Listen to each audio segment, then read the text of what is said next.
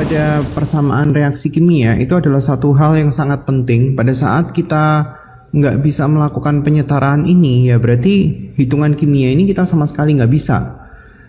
Jadi flow-nya itu kurang lebih seperti ini ya. Pada saat kita mau belajar kimia dengan benar, maka kita harus tahu tentang satu, yaitu adalah tentang tata nama daripada senyawa. Karena kalau namanya kita nggak tahu, ya kita nggak bisa ngerjain.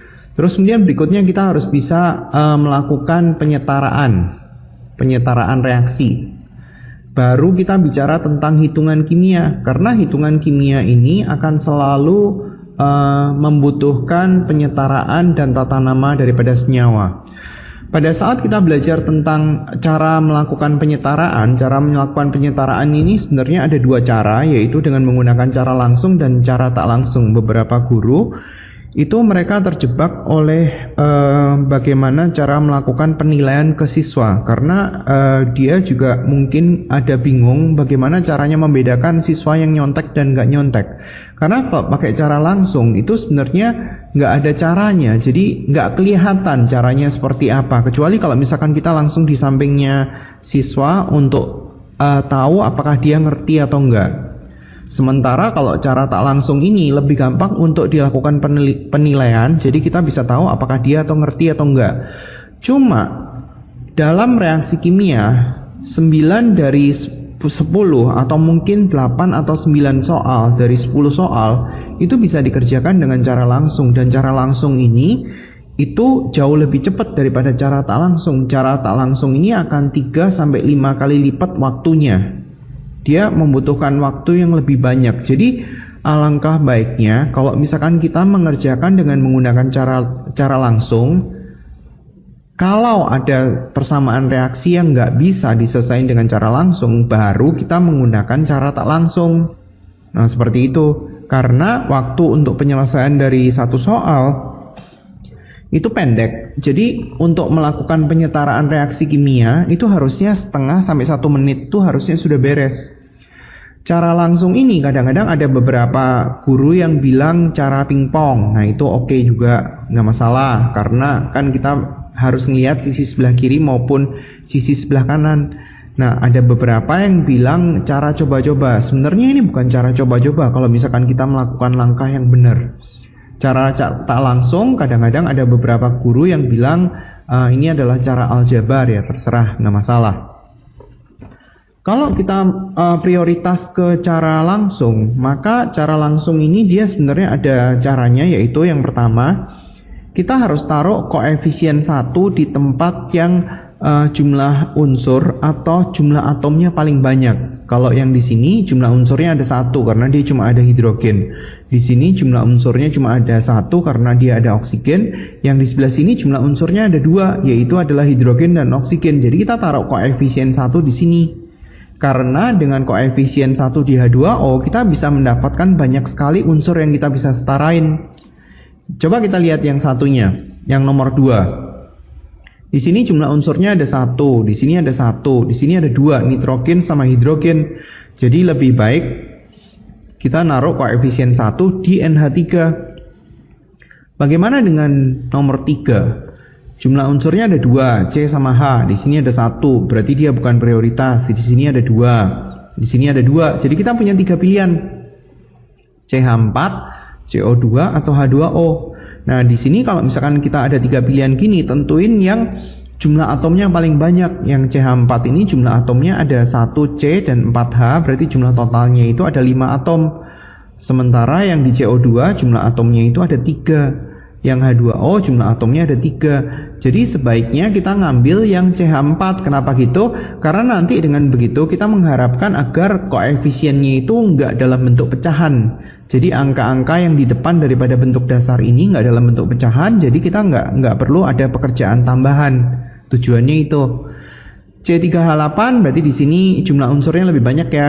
Ini ada 2 unsur, di sini ada 2 unsur, di sini ada 2 unsur. Berarti kita bisa pilih yang C3H8 karena jumlah atomnya ada 11. 3 tambah 8. Nah, kalau kita lihat di sini lebih meningkat, jumlah unsurnya lebih banyak.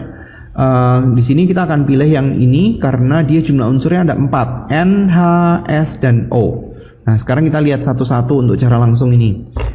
Akan lebih baik jika kita tuliskan unsurnya itu ada siapa aja. Jadi unsur yang ada di sebelah kiri pasti ada unsur yang di sebelah kanan.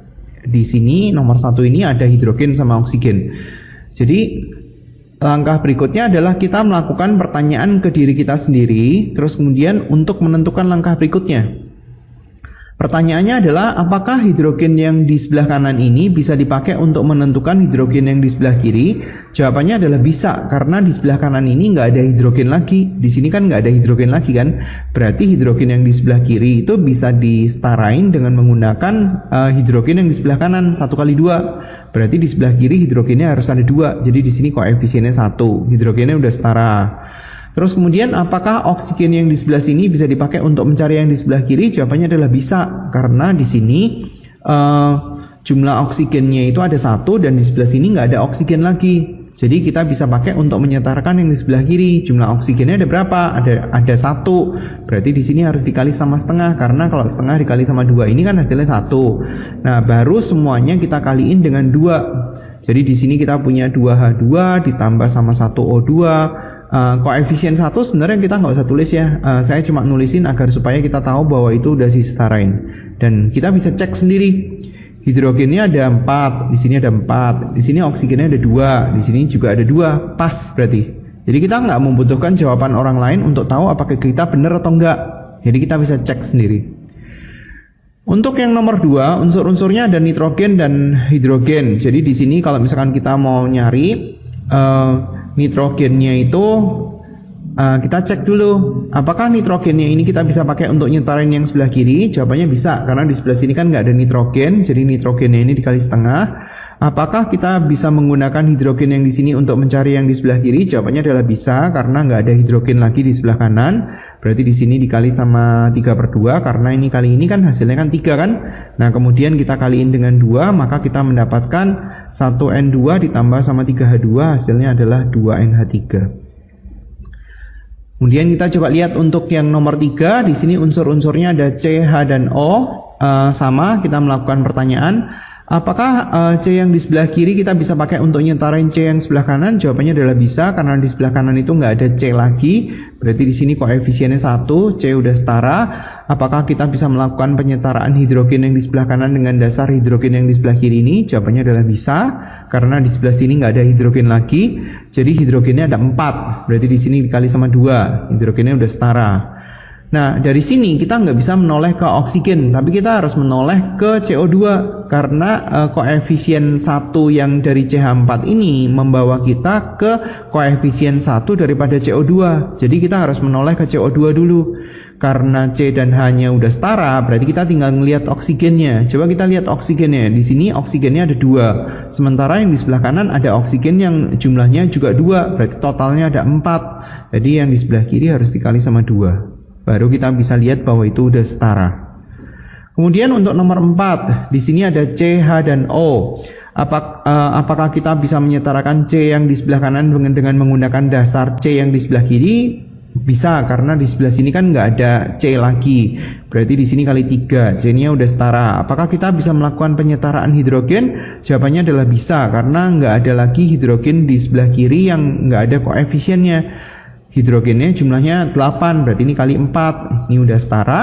Terus kemudian dari sini kita harus menoleh ke CO2, karena koefisien 1 ini membawa ke koefisien yang pertama yang diketemukan, yaitu adalah 3. Apa yang belum kita setarain? Oksigennya. Coba kita lihat oksigennya ada berapa. Di sini oksigennya ada 6, di sini oksigennya ada 4, berarti totalnya 10. Berarti di sini dikali 5. Coba kita lihat yang berikutnya. Nitrogen, hidrogen, oksigen, sulfur. Dah.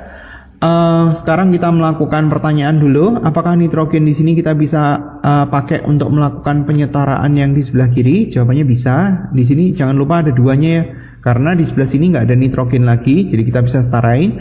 Jumlah total nitrogennya itu ada 2. berarti di sini harus dikali 2, nitrogennya udah setara.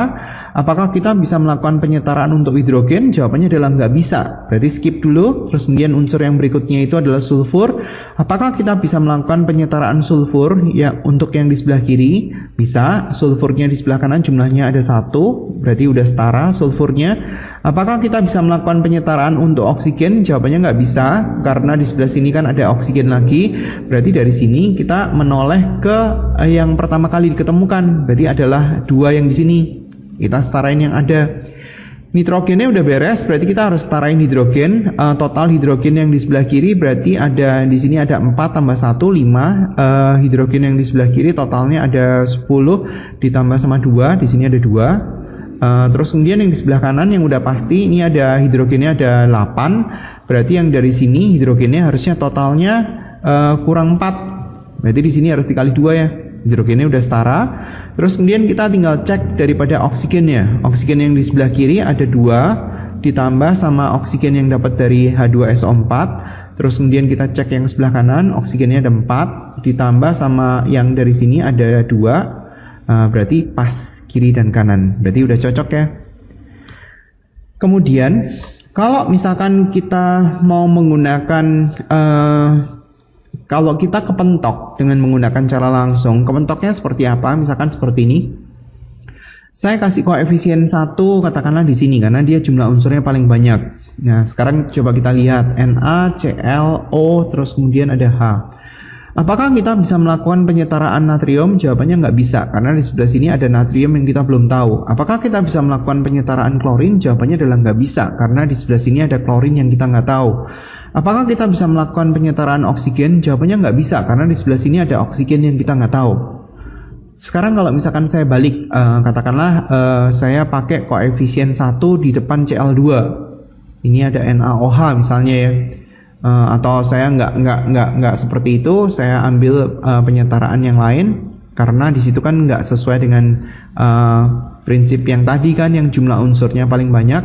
Saya kasih koefisien 1 di sini di NaOH, misalnya seperti itu, NaClO3 ditambah sama H2O. Apakah natriumnya bisa disetarain? Bisa. Tapi masalahnya adalah natriumnya ini kebagi kedua tempat. Kita nggak bisa ngomong bahwa natrium di sini setengah, di sini setengah, atau di sini seperempat, di sini 3/4. Nggak bisa seperti itu karena dia kan nggak bagi rata. Belum tentu bagi rata. Jadi nggak bisa. Apakah kita bisa melakukan penyetaraan untuk oksigen? Ya, yang di sebelah kiri bisa, tapi di sebelah kanan masalahnya adalah kebagi di sini. Jadi kita nggak tahu pembagiannya berapa. Apakah kita bisa melakukan penyetaraan untuk hidrogen? Bisa. Di sini ya kita bisa cari dari sini hidrogennya setengah dan seterusnya. Tinggal lanjut. Cuma di sini akan kepentok lagi karena di sini kan natriumnya kan kebagi 2 kan. Nah, seperti itu. Jadi kalau misalkan kita kehambat dengan menggunakan cara langsung di sini, maka kita bisa menoleh ke cara tak langsung. Dan cara menyelesaikannya adalah kita kasih koefisien sementara. Kita selesaiin dengan menggunakan aljabar, dengan menggunakan matematika. Caranya adalah seperti ini. Saya tulis dulu soalnya. NaClO3 ditambah sama H2O. Kita kasih koefisien A di sini, B, C, D, dan E. Ya, semakin panjang ya berarti variabelnya semakin banyak. Terus kemudian kita list semuanya. Unsur-unsur di sebelah kiri siapa aja, unsur-unsur di sebelah kanan siapa aja. Terus kemudian kita cari klorinnya di sebelah kiri ada siapa aja. Di sini berarti A dikali 2, klorinnya di sebelah kanan itu ada C ditambah sama D. Terus kemudian untuk natriumnya itu ada 1B maksudnya. Yang di sebelah sini berarti ada C ditambah sama D. Berarti dari sini kita punya hubungannya bahwa 2A sama dengan B. Ini kan C plus D, ini juga C plus D. Oksigennya di sebelah kiri ada B, oksigennya di sebelah kanan itu ada 3D ditambah dengan E. Terus kemudian hidrogennya di sebelah kiri itu ada B, di sebelah kanan itu ada 2E. Nah, di sini kemudian kita bikin permisalan. Permisalan ini itu harus bisa ngefek untuk bisa dicari untuk ke yang lain. Maksudnya gini, kalau kita bikin permisalan D sama dengan 1 misalnya, ini nggak ngefek kemana-mana. Kita mau taruh di sini nggak ada D-nya. Kita mau taruh di sini nggak bisa ketemu C atau nggak bisa ketemu A. Kita taruh di sini kita nggak bisa ketemu C dan kita nggak bisa ketemu B. Jadi rugi sebenarnya kalau misalkan kita ngambil D sama dengan 1. Akan sangat menguntungkan jika misalnya kita ngambil A sama dengan 1 karena dia bisa ngefek ke yang lain. Kita bisa menggunakan ini dan kita bisa ketemu B-nya, yaitu adalah 2 kali A. A-nya ketemu, B-nya ketemu. Terus kemudian apa lagi yang kita bisa pakai? Nih, B sama dengan 2E, B-nya kan sama dengan 2. Berarti kita bisa ketemu, E-nya sama dengan 1. Nah, dari sini kita bisa menggunakan ini. B sama dengan 3D ditambah sama E. B-nya kita tahu, 3D. D-nya kita nggak tahu, E-nya 1. Berarti 3D sama dengan 1. D-nya sama dengan 1/3. Nah, bisa kecari banyak kan? B sama dengan C plus D, B-nya kita tahu, C-nya kita nggak tahu, D-nya 1/3, nah C-nya kita bisa isi 5/3. Nah setelah itu tinggal diisi semuanya. Saya masukin ya A-nya adalah 1, berarti 1 Cl2 ditambah sama B.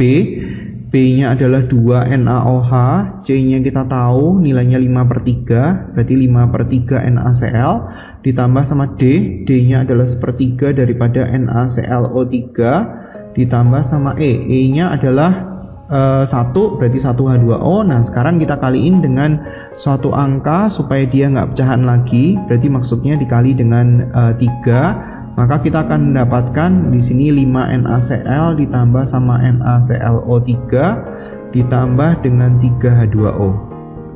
Nah, seperti itu caranya. Sekarang kita latihan ya.